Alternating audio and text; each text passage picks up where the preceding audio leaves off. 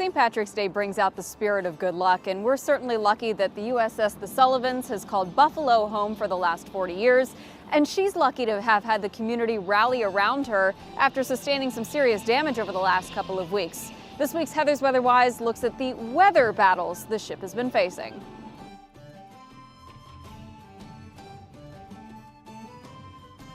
The Sullivans has been moored in Buffalo since 1977. Before that, the 376-foot destroyer ship saw action in the Pacific during World War II, as well as the Korean War and Cuban Missile Crisis. She may be in retirement, but that doesn't mean smooth sailing. She took a pretty big hit from some debris a few weeks ago and took on quite a bit of water, too. It's really no surprise that the weather was mainly to blame. There have been more storms, more severe storms, which increases the water level because we seem to have this siege effect.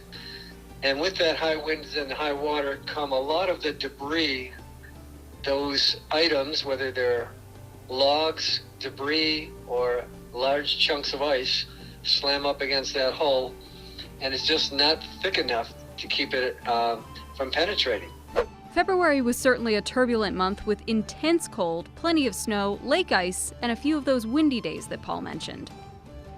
In addition to debris damage, our annual freeze-thaw cycle can add extra damage to that really thin hull. Even tiny little cracks can have water seep in, and when that water freezes in the winter, it expands. That puts extra stress on the hull and makes the cracks grow even bigger. And our concern is that once those tiny little holes become a little bit larger holes, then we're going to have a more significant problem on our hands. Problems from ice, debris, and temperature fluctuations come up every year, and they tend to be fairly minor, but over time, those can compound, and the Sullivans is close to 80 years old now.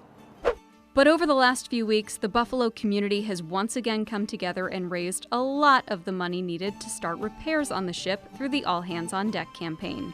Repairs will be complicated since the ship will remain in the water as they're made. The solution is two-part. One is installing a cathodic protection system in the water. So it's kind of like having an electronic curtain that goes all around the ships. The second part of it is to actually apply a two-part epoxy system to the hull. If you'd like to contribute to the All Hands on Deck campaign, just head to SaveTheSullivans.org. I'm also going to post that link on our website at WGRZ.com. That's it for this week's Heather's Weatherwise. Happy St. Patrick's Day. I'll see you next week with a new topic, but until then, remember it's good to be a geek.